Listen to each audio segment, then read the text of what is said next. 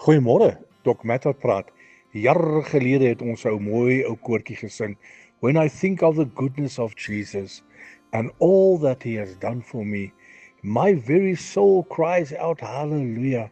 Thank God for saving me. When I think of the goodness of Jesus. Partykeer is dit nodig, my liewe vriend, om net te sit en te mediteer en te dink en net laat jou gedagtes terugrol van waar jy was, waar jy nou op pad is, waar Jesus jou uitgehaal het en waar hy jou nou geplaas het. Partykeer vergeet ons net sy grootheid.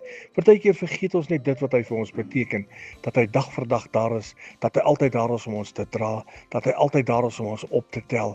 Partykeer moet ons net stil sit in sy teenwoordigheid en net dink oor sy grootheid, sy goedheid, dit wat hy vir ons beteken.